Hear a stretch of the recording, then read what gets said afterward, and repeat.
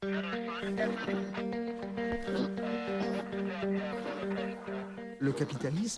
capitalismo crea una dinámica permanente de acumulación, crisis e innovación. El libre mercado y la libertad de empresa son las mejores fuerzas imaginables para mejorar la riqueza y la felicidad humanas. Creo que el poder político y social son las fuerzas que se encuentran detrás del capitalismo. ¿Ha dudado alguna vez del capitalismo? ¿Conoce alguna sociedad que no se base en la codicia? ¿Cómo vería Adam Smith el mundo de la economía que nos rodea? Keynes habría dicho que el problema está en el agujero económico. Hayek escribió Camino de servidumbre a modo de advertencia. Con Marx, siempre hay que tener cuidado con los comentarios ingeniosos. Polanyi para mí fue un terremoto intelectual. Y si tuviera que usar un estereotipo con Ricardo, diría que se parecía a George Soros. Si se echa la vista atrás a Adam Smith, a Marx, a Schumpeter, se puede encontrar el inicio de los mecanismos que explican la actual crisis. Nos han contado que el capitalismo es el producto de grandes pensadores y grandes ideas. ¿Pero es cierto? ¿Cómo han condicionado las ideas nuestra vida? ¿Qué relación tienen con la realidad?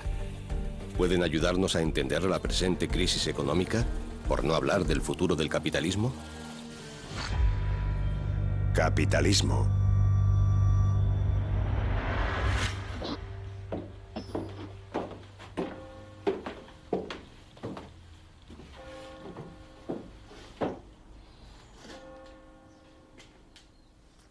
Adam Smith se mudó a esta casa en 1778, 2 años después de la publicación de La riqueza de las naciones. Es bastante probable que esta sea la chimenea de la habitación en la que Adam Smith vivió el momento más desastroso de su carrera intelectual.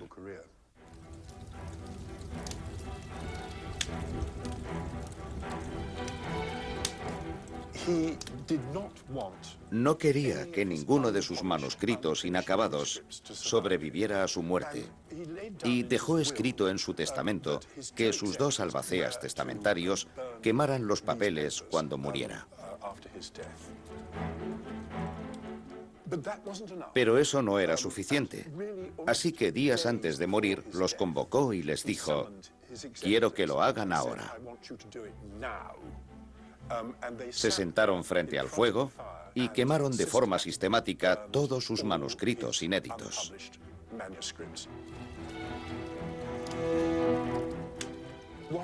Las que sobrevivieron fueron 2 obras muy refinadas: su gran Teoría de los sentimientos morales y su obra todavía mayor, La riqueza de las naciones. La riqueza de las naciones, que sobrevivió al fuego, se ha presentado a lo largo de los siglos como el libro fundacional del sistema de libre mercado. Muchas de las notas de Adam Smith se destruyeron en el fuego, lo que solo nos deja el libro y las interpretaciones que de él han hecho aquellos que lo han usado para promover la estrecha visión del mercado como una ciencia. La riqueza de las naciones. ¿El nuevo evangelio? La historia de La riqueza de las naciones como libro es, de hecho, bastante interesante.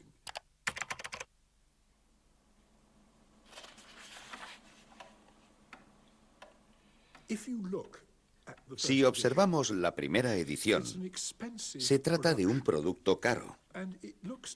Me parece un libro destinado a un mercado especializado. Un mercado de filósofos, de políticos. Pero lo interesante es que al llegar a la parte final de la vida de Adam Smith, a la edición de 1784, ya se ha convertido en una edición barata.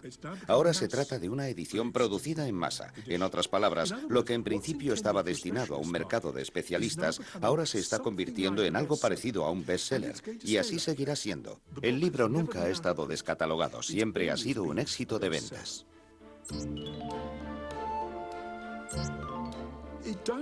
La pregunta es, ¿qué hace que un libro pensado para especialistas se convierta en un éxito de ventas?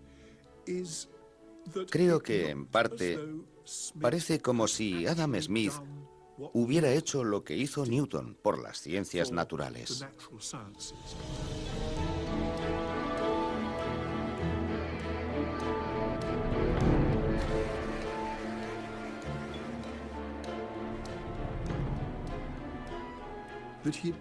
Realmente descubrió un principio, una ley del movimiento.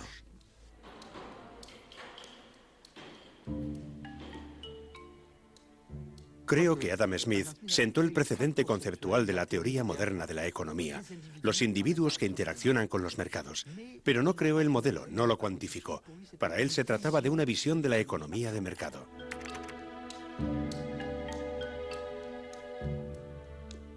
La revolución llegó a mediados del siglo XIX, cuando los economistas aplicaron las herramientas de la física newtoniana a la economía, hasta el punto en el que la ilusión consistía en encontrar el equivalente de las leyes físicas en la economía.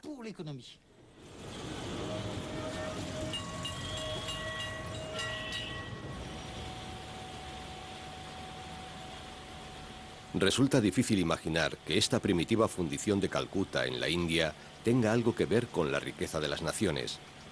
Pero aquí, el trabajo sigue el primer principio del libro de Adam Smith, la división del trabajo, un principio que después de su muerte se ha elevado a ley científica. Una de las características de las sociedades que conocemos es el intenso grado de especialización que tiene lugar. Desde los empleos más especializados y complicados hasta los más sencillos.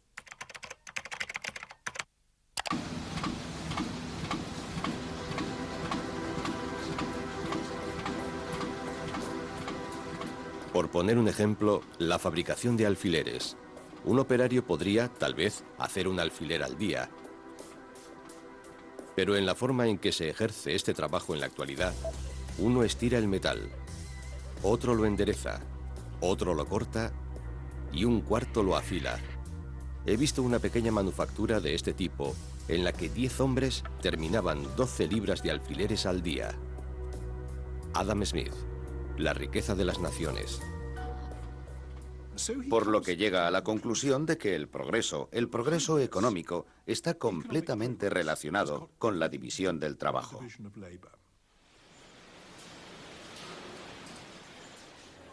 No es de extrañar que la división del trabajo haya sido considerada como el equivalente de una de las leyes de Newton. Después de todo, ha sido el motor de la creación de riqueza usado para manufacturar casi cualquier producto conocido, desde un sofisticado iPad a un sencillo lápiz. Para los seguidores de Adam Smith, la división del trabajo se ha convertido en el pilar fundamental de la economía de libre mercado. To enable millions of people to cooperate peacefully together, we need to understand how it is that a free market works. I know no better way to bring this out than by a very simple example called I the Pencil. This is the only prop I have for this TV show. As you can see, it's a plain yellow pencil. There's nobody in the world who knows how to make a pencil.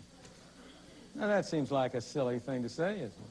This is just the most obvious thing. It's only a piece of wood with something black in the middle and a little red tip at the end. What do you mean nobody knows how to make a pencil? Well, suppose you were to start to set out to make a pencil.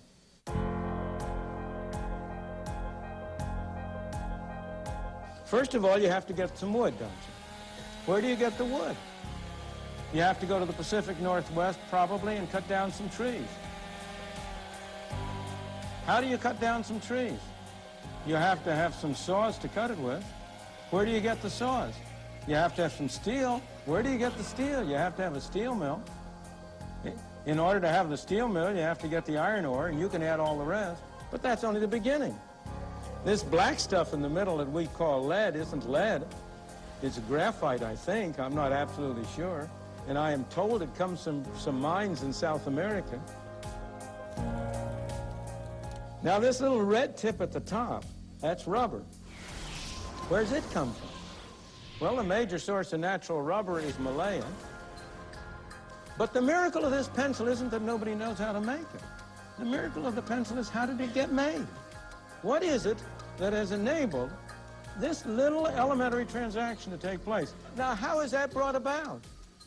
Is there some commissar sitting in some central office who is sending out orders to these people in Malaya, to these people in South America, to the people in Washington? How is it that they are led to cooperate with one another? These thousands of people who have been led to engage in this simple transaction, not one of them has been forced to do it. Nobody has had a gun to his head. They've all done it. Why? Because each one of them thinks he's better off in this transaction.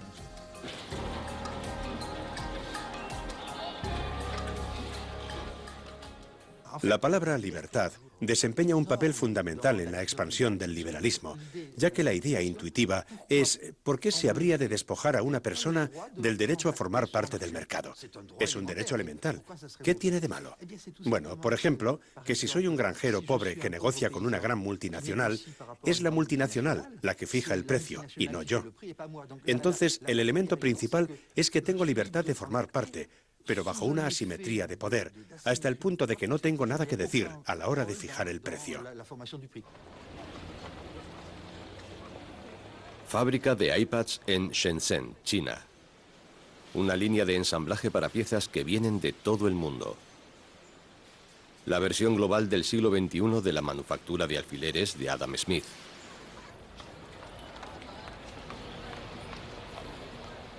Hay 250.000 trabajadores en esta fábrica y producen cerca de 10.000 iPads al día. ¿Pero podemos decir que los trabajadores que los fabrican son libres? Trabajamos en una línea de ensamblaje. Es lo que hacemos. Es algo muy mecánico.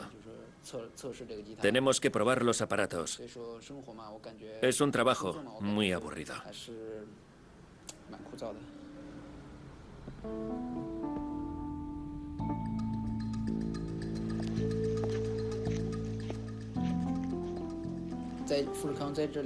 Foxconn practica la segregación. La gente de la misma región puede trabajar en el mismo lugar, pero no podemos vivir juntos. En la ciudad, las personas están separadas las unas de las otras. Hay un dicho que describe este sentimiento. Un niño que abandona a su familia se queda solo como la paja. Así que este es el dilema moral en el corazón de la riqueza de las naciones. La lógica económica de la división del trabajo contra el coste humano para conseguirla. ¿Pero no era Adam Smith consciente de este dilema? Apenas se lee a Adam Smith. La gente lo adora, pero no lo lee. Todos los que han ido a la universidad conocen el primer párrafo de La riqueza de las naciones. Los grandes adelantos de los principios productivos del trabajo y la destreza, pericia y acierto con que éste se aplica y dirige en la sociedad, no parecen efectos de otra causa que de la división del trabajo mismo. Adam Smith, La riqueza de las naciones. No demasiada gente ha llegado a la página, no sé, 400 y pico, en la que apunta que la división del trabajo es algo monstruoso.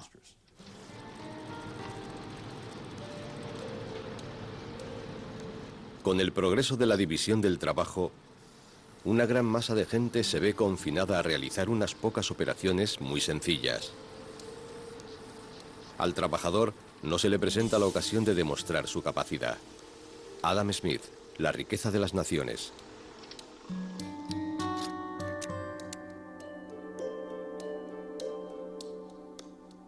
Convierte a la gente en las criaturas más estúpidas e ignorantes que una persona pueda llegar a ser. La persona se convierte simplemente en una máquina.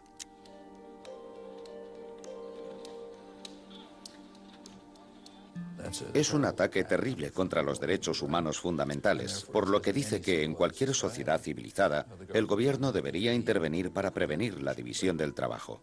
¿Cuántas personas han llegado tan lejos?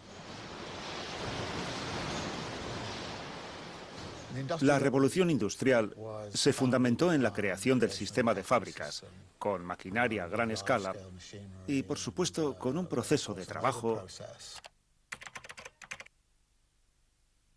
Un proceso de trabajo muy diferente al que realizaban los artesanos que hacían armarios, por ejemplo. La maquinaria y la tecnología dominantes en ese momento eran completamente diferentes. La máquina controla al trabajador, en lugar de ser el trabajador quien controla a la herramienta, que es lo que se da en la producción artesanal. Por lo que las relaciones sociales cambian. El trabajador de una fábrica tiene unas relaciones sociales completamente diferentes con los demás trabajadores, con las herramientas y con la naturaleza que las que tiene el artesano que hace armarios en su taller, por seguir con el ejemplo. Durante siglos, los economistas y los políticos han ignorado que Adam Smith reconocía el dilema moral que se encuentra en el centro de la división del trabajo. El interés propio, su segundo principio más citado, ha sufrido un destino similar.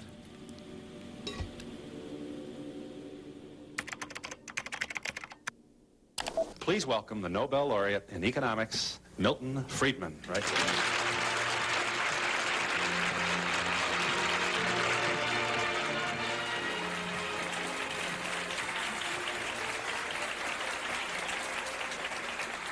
Let's share with the people at home just one of the statements of Adam Smith that you refer to in your book, which, of course, when I want it, I'm not going to be able to...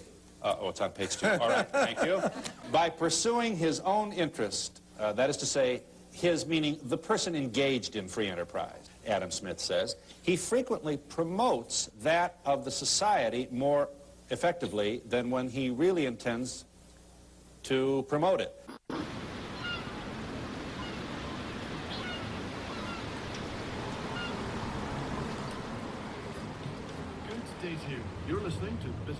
Adam Smith consideraba el interés propio la fuerza motriz de la economía.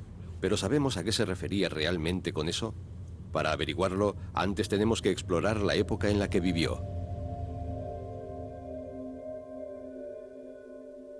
Adam Smith es hijo de la revolución científica y su fe en el progreso.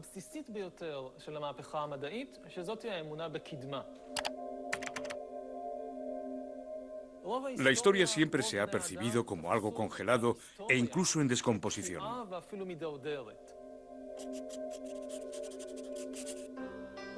En términos económicos, este concepto de la historia congelada ha propagado el credo de que la riqueza del mundo no puede aumentarse, que es algo fijo como un pastel. Se puede cortar el pastel de muchas formas diferentes, pero el beneficio de uno siempre se dará a costa de la pérdida de otro. En otras palabras, la economía es un juego de suma cero.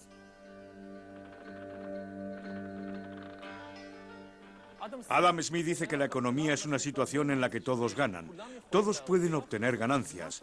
El progreso en términos económicos significa la fe en la capacidad de aumentar tanto la producción como la riqueza del mundo, lo que significa que la economía no es un juego de suma cero.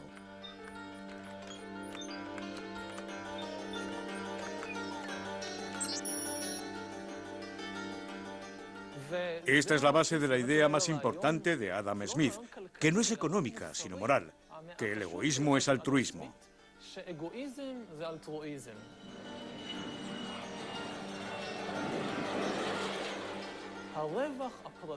Mi propio beneficio es algo que no es solo positivo para mí, sino que lo es para todos. Aumenta el pastel de la riqueza global, lo que permite que más gente disfrute de ella. El rico comprará a otras personas, y así es como éstas se enriquecerán o abrirán nuevas fábricas y talleres que darán trabajo a más personas.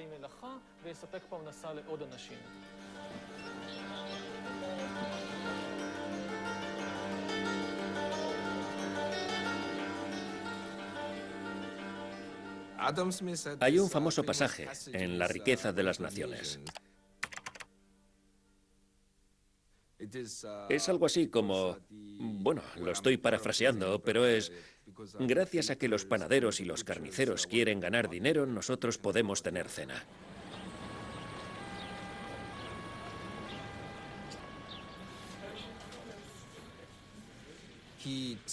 Empezó todo ese mito del individuo egoísta, de que el egoísmo es la motivación humana predominante y casi exclusiva.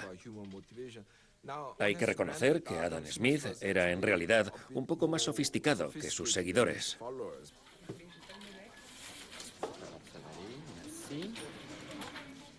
Él sí comprendió que los humanos son más complejos. Pensaba que se podían separar las cosas.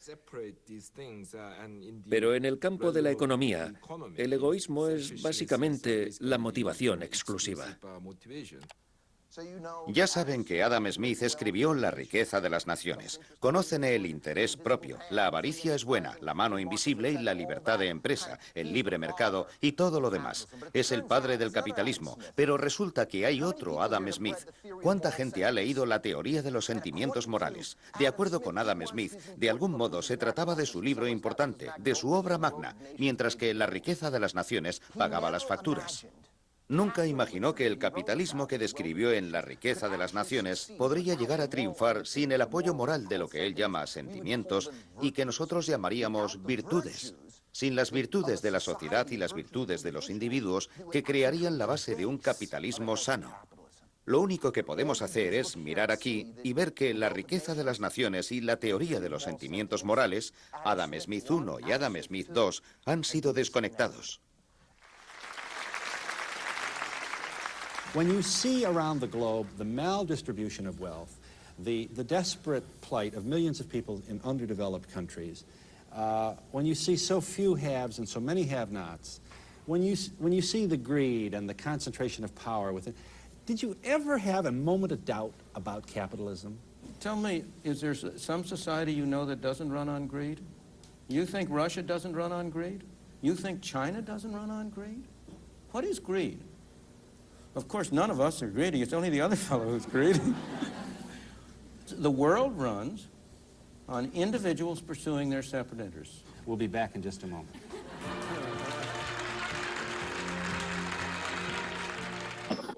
Por supuesto, hasta cierto punto todos somos egoístas. Algunos más, otros menos. Pero también tenemos otras motivaciones. Somos solidarios, somos leales, somos compasivos. Todas estas motivaciones son reales. Tenemos que diseñar un sistema que aproveche esas complejas motivaciones humanas.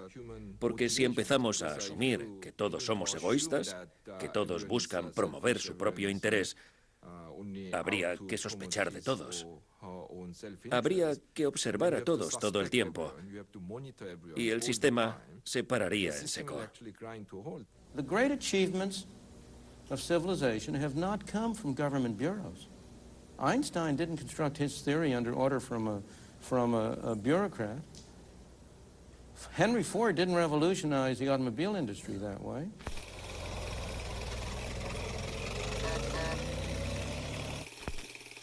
Henry Ford es un ejemplo perfecto de que el interés propio es mucho más complejo que la codicia o el individualismo. En 1914, por cuenta propia, casi dobló los salarios de sus trabajadores y redujo su jornada de trabajo de 9 a 8 horas diarias. Aumentar los salarios, afirmó, convertirá a los trabajadores en consumidores. Eso ayudaría a mejorar la economía y sus ventas de coches. Soñaba con que todos los trabajadores podrían un día ser dueños de un coche Ford. A pesar de que las motivaciones egoístas son importantes, y los buenos empresarios lo saben, hablarán de persuadir a las personas, conectar a las personas, crear una visión, crear un espíritu de equipo.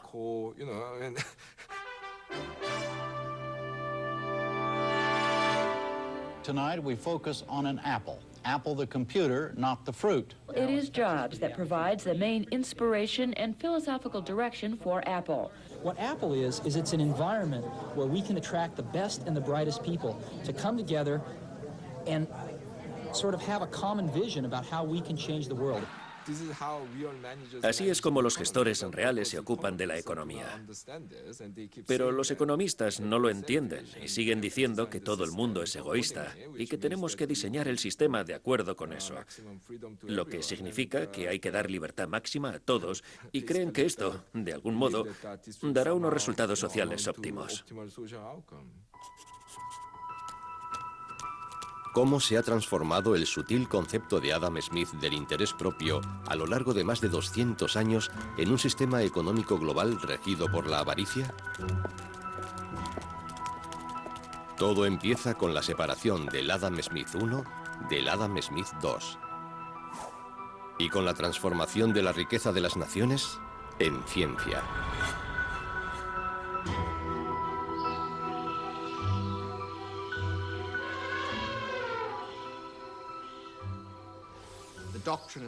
La doctrina del interés propio fue el equivalente económico de la ley de la gravedad.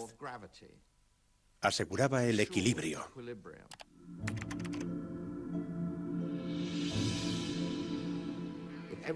Si todos fueran libres de perseguir su interés propio en los mercados, se conseguiría un equilibrio óptimo, el equivalente al equilibrio de los cuerpos naturales cuando se mueven en libertad. Creo que la analogía con la física fue muy fuerte. Lo que pasaron por completo por alto fue cómo se comportan en realidad los humanos.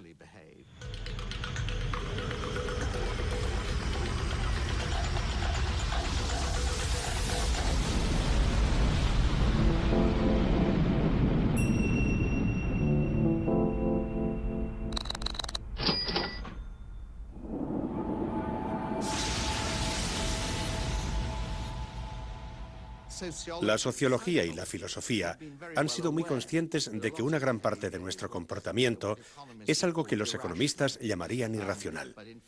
Pero no creo que esa sea la forma de describirlo. Yo creo que es humano.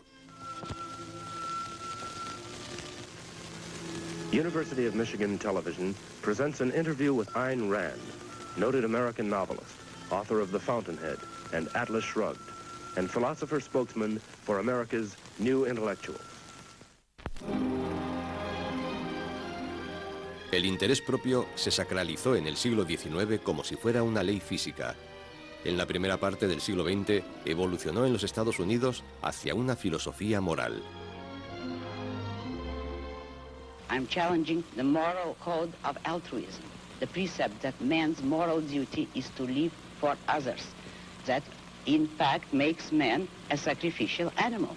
I say that man is entitled to his own happiness and that he must achieve it himself. Now, what can be more important than happiness? But happiness does not mean simply momentary pleasures or any kind of mindless self-indulgence. Happiness means a profound, guiltless, rational feeling of self-esteem and of pride in one's own achievement. Join me in welcoming Paul Ryan.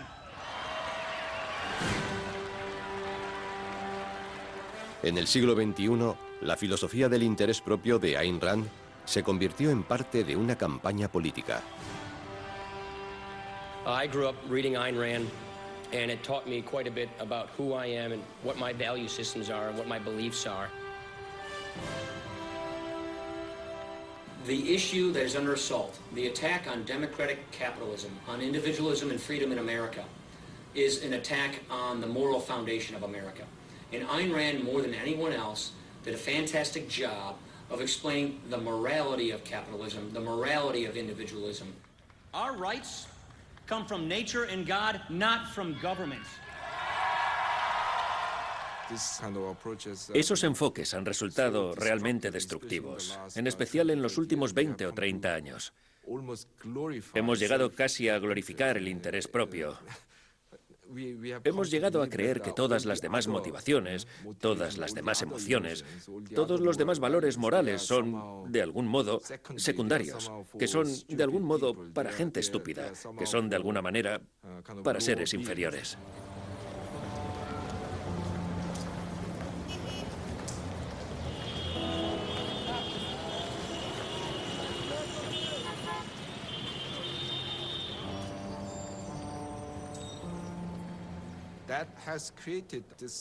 Esto ha creado un sistema en el que se espera que la gente pase por alto el marco social completo. Se le anima a buscar su propio interés. Y en la actualidad estamos sufriendo las consecuencias. Hay dos palabras que a lo largo de los siglos han inmortalizado a Adam Smith y a la riqueza de las naciones. Se han convertido en la clave de las actividades económicas globales, transformando el interés propio en un mecanismo mágico, el motor de un sistema económico global.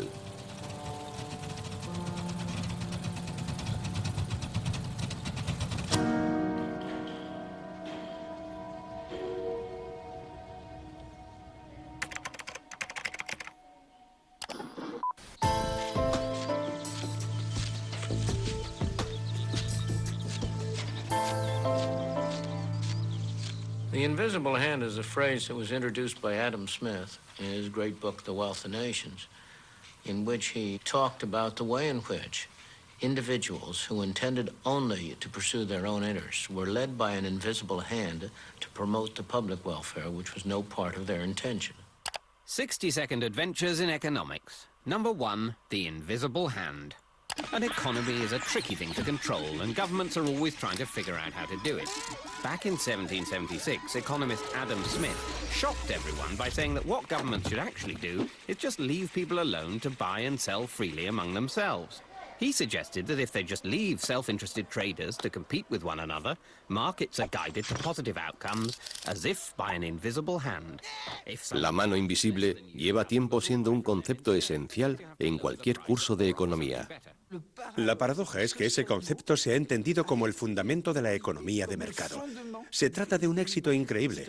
Hay decenas de miles de palabras en la obra de Adam Smith, pero la mano invisible solo aparece una vez. Aún así, Adam Smith nunca escribió esas palabras en ese contexto. Adam Smith estaba preocupado porque si hubiera libertad de movimiento de capital y libre importación de bienes, afirmaba que Inglaterra iba a sufrir, ya que los capitalistas británicos invertirían en el extranjero e importarían desde el extranjero y dañarían así la economía inglesa. Y Adam Smith les dio un argumento, no muy bueno, pero que venía a decir que los inversores ingleses preferirían invertir en Inglaterra debido a lo que algunos llaman el sesgo nacional. Tendrían preferencia por invertir en lo cercano y, por lo tanto, como guiados por una mano invisible, Inglaterra se salvaría de la amenaza del libre movimiento de capital y de las importaciones libres. Esa es la mano invisible. ¿Qué tiene eso que ver con el moderno entusiasmo por el libre flujo de capital y con las empresas estadounidenses que invierten en China para que puedan traer de vuelta objetos baratos a base de explotar a los trabajadores chinos? Eso no es Adam Smith.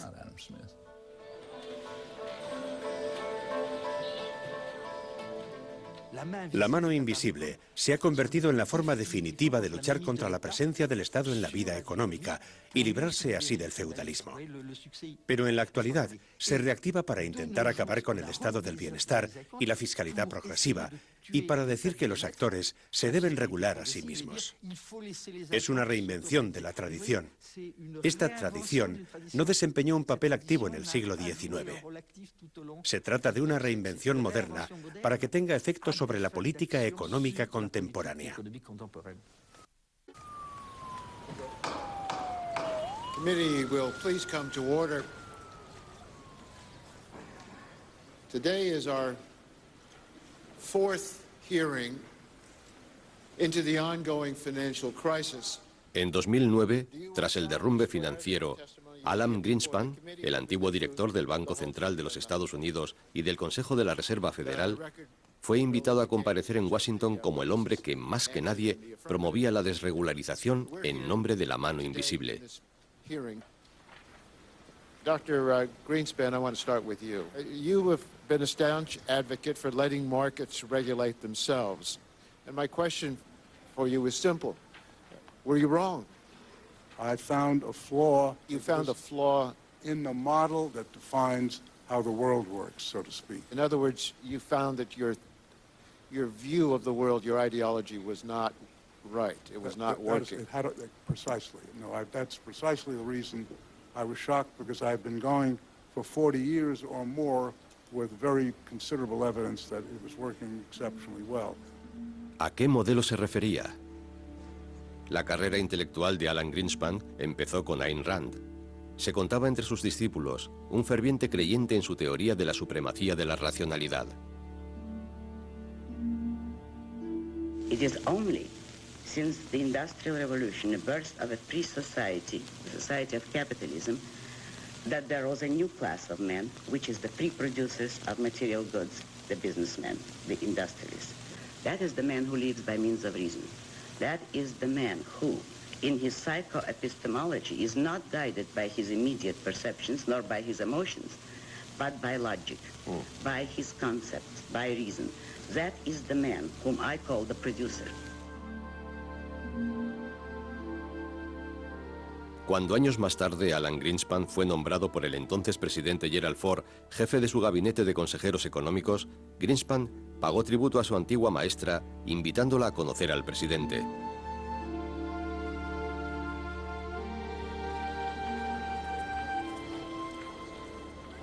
Tres años antes de la debacle financiera, Alan Greenspan visitó Kirkcaldy, el lugar de nacimiento de Adam Smith, para conmemorar al gran pensador. Apenas podemos imaginarnos, dijo Greenspan, que la impresionante cantidad de transacciones internacionales que tienen lugar en la actualidad producirían la relativa estabilidad económica que experimentamos en nuestro día a día si no estuvieran guiadas por una especie de versión internacional de la mano invisible de Adam Smith. In recent decades, a vast risk management and pricing system has evolved, combining the best insights of mathematicians and finance experts. The whole intellectual edifice, however, collapsed in the summer of last year.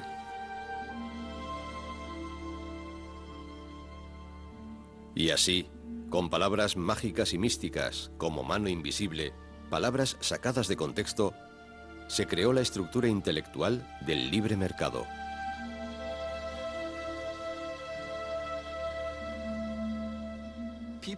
La gente, por supuesto, tiene diferentes puntos de vista sobre si el libre mercado es deseable.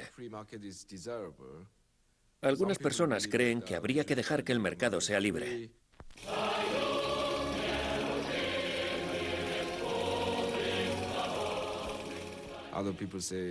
Otras personas dicen que los mercados libres no son demasiado buenos y que habría que intervenir en ellos para asegurar la justicia social y la equidad. Pero en realidad, la mayoría de la gente aceptaría que existe una cosa llamada libre mercado. Puede que no te guste el libre mercado, pero sabrás reconocerlo cuando lo veas. Ese es el mayor mito del capitalismo.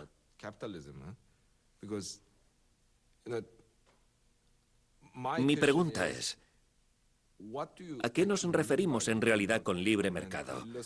Para ilustrarlo, yo utilizaría el ejemplo del trabajo infantil.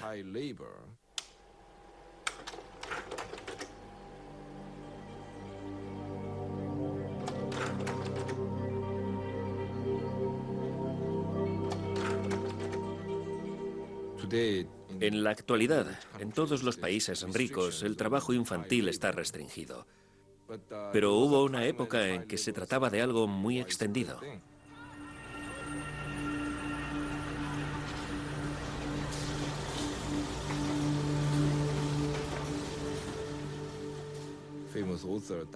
El famoso escritor Daniel Defoe, en la década de 1720,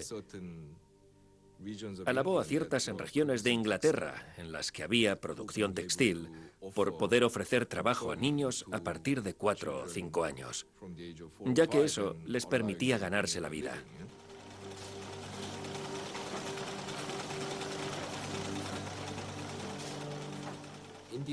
A principios del siglo XIX, un grupo de reformistas sociales llevó a cabo en el Parlamento británico el primer intento serio de regular de forma oficial el trabajo infantil. Incluso entonces mucha gente se opuso a esta regulación, ya que decían que lo que intentaba hacer era debilitar el principio mismo del libre mercado, es decir, la libertad para contratar. Decían, los niños quieren trabajar y esa gente les quiere dar trabajo. ¿Dónde está el problema? En la actualidad, mucha gente encontraría absurdo este argumento, ya que está aceptado que hay ciertos contratos que la sociedad debería ignorar en interés del bienestar general. El ejemplo del trabajo infantil ilustra muy bien cómo los mercados son, esencialmente, una idea, una teoría política.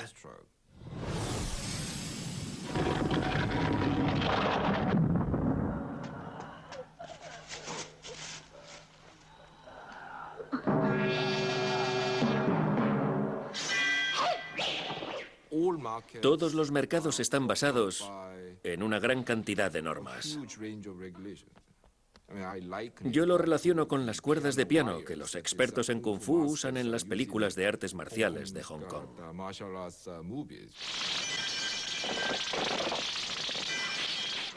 Los mercados son así.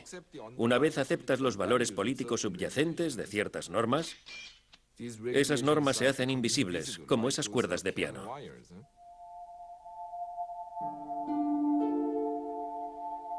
¿Recordamos la esclavitud? Se trataba de un auténtico libre mercado, sin las cuerdas de piano, en el que la única idea eran las ganancias y las pérdidas.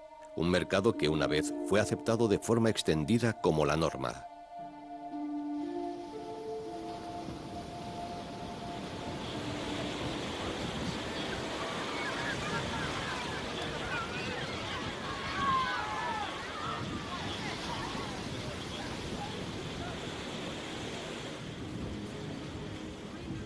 Una de las primeras personas en identificar los cimientos morales sobre los que se construía la esclavitud, la habilidad de separar la lógica económica de la realidad social y humana, fue un coetáneo de Adam Smith, un antiguo esclavo y también filósofo.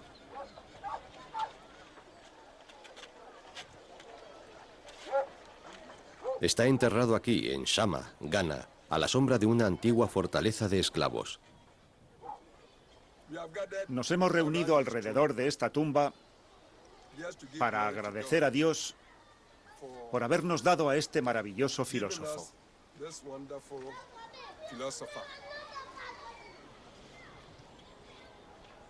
Anton Wilhelm Amo se propuso criticar la contradicción misma de crear una ciencia del capitalismo tan separada de la realidad humana.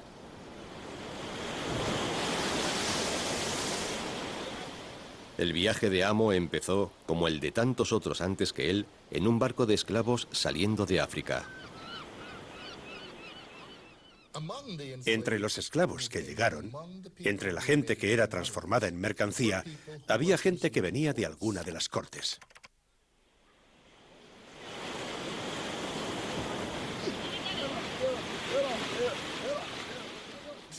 Algunos, al llegar, mostraban inmediatamente su precocidad. Amo fue llevado a Holanda. Fue liberado, educado y adoptado en el seno de la aristocracia. Recibió educación hasta el punto de lograr 2 doctorados, uno en Derecho y otro en Filosofía, y enseñó dentro del sistema universitario alemán.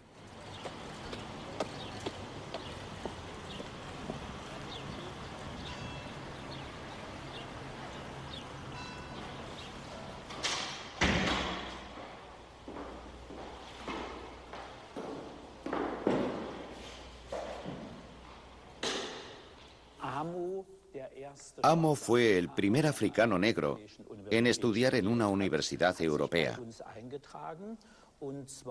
Se matriculó con el número 488 el 9 de julio de 1727.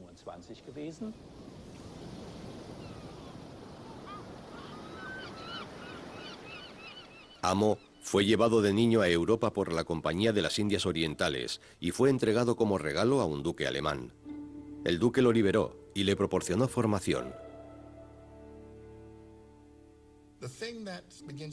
Lo que sucede cuando estas mercancías empiezan a hablar es que empiezan a expresar los dobles estándares y algunos de los problemas del proceso de racionalización que tenía lugar en el capitalismo moderno. Me inclino a sospechar que los negros son por naturaleza inferiores a los blancos. Tal uniforme y constante diferencia no podría tener lugar si la naturaleza no hubiera hecho una distinción original entre las razas de los hombres. David Hume, filósofo. compañero intelectual de Adam Smith. Con Amo tenemos, primero, la cuestión de la racionalización antropológica. Amo escribió sobre las desigualdades de los negros en Europa y denunciaba esto para contradecir la idea existente de que algo dentro de él, de su raza, estaba hecho para ser una herramienta.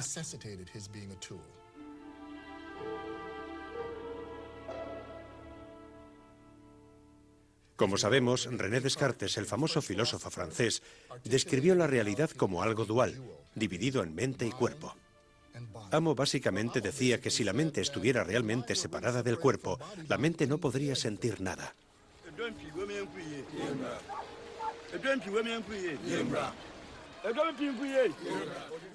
Amo empezó a tratar el problema de cómo la racionalidad y la razón se usaban irónicamente contra la realidad y la razón.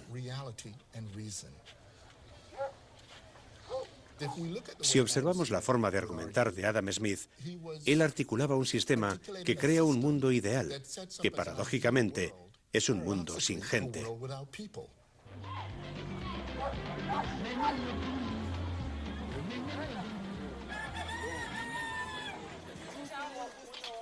La gente tiende a querer ser libre.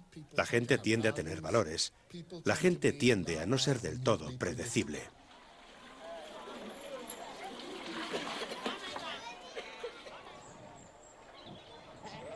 En la Europa del siglo XVIII, la advertencia de un filósofo africano estaba condenada a ser ignorada. Amo tuvo que abandonar Europa y murió aquí, en Shama.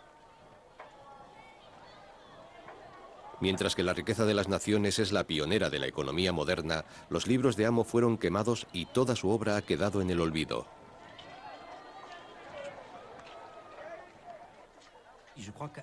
Creo que Adam Smith empieza a pensar, como lo hace la economía después de él, en un mundo que es parcialmente virtual, que está parcialmente desconectado de todos esos elementos de violencia.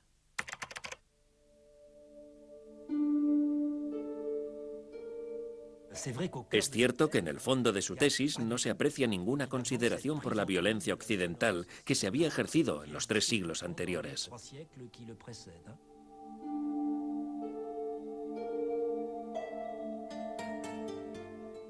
Durante la época de Adam Smith, el capitalismo mostraba su cara desagradable a través del comercio de esclavos, lo que estaba motivado por la indiferencia hacia los esclavos.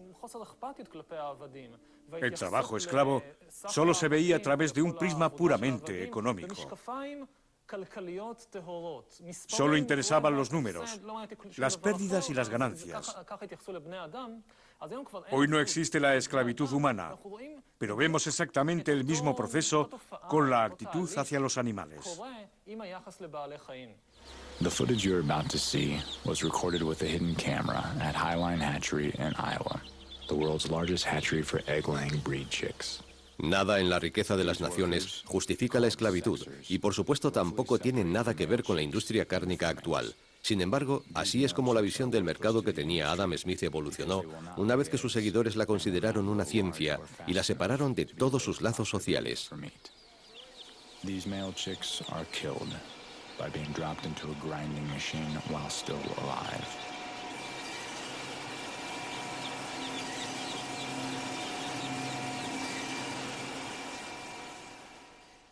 En la industria cárnica o en la de los huevos o en la láctea, la gente se pone una venda. Todo está formado por números. Todo es pérdida o ganancia. Stock, porcentaje, oferta y demanda. Pero nos olvidamos de que estamos tratando con seres vivos. Here a worker uses a hot cautery device to painfully burn off the calf's horns. A common dairy industry practice known as disbudding. No anesthesia was used to reduce the calf's pain during this harsh and invasive mutilation. Nadie repara en ello. Ninguno de los que abren la nevera para sacar la leche que van a echar en el café piensa en cómo se ha producido la leche. No hay odio.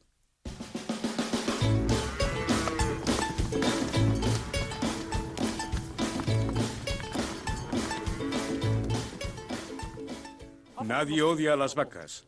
Normalmente el cartón de leche lleva una ilustración de una vaca sonriente. Nos gustan las vacas felices. No queremos que lo pasen mal. Simplemente no pensamos en ellas. Y lo que nos permite no pensar en ellas es la forma en que la economía capitalista está estructurada. El mundo creado a partir de la visión de Adam Smith. Un mundo en el que solo existen ganancias y pérdidas, oferta y demanda, y números separados de todas las preguntas y criterios sobre la moralidad o la religión.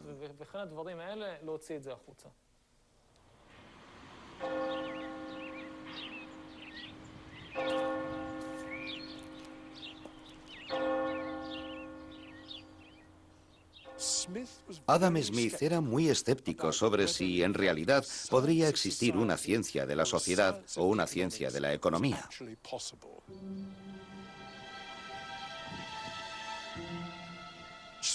Adam Smith habla siempre con cautela sobre cómo se debería implementar el libre mercado.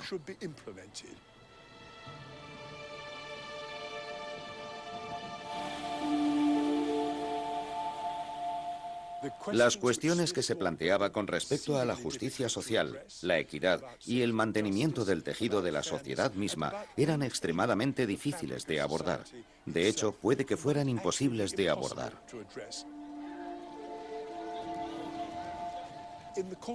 Con el discurrir de la historia, hemos perdido todo ese pensamiento sobre las dimensiones políticas y éticas del progreso en favor de una mera economía de mercado.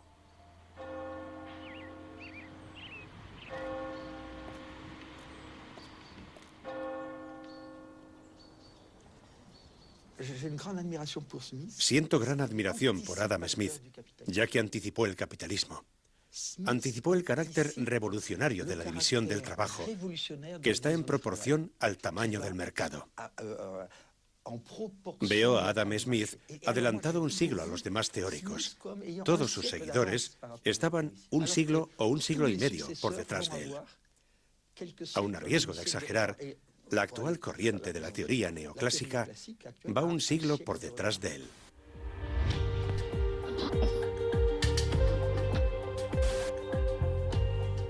Entonces, ¿cómo y por qué, durante el intento de convertir la riqueza de las naciones en realidad, se perdieron las preocupaciones éticas y políticas de Adam Smith? La avaricia ganó y las sociedades se reestructuraron siguiendo la lógica del mercado.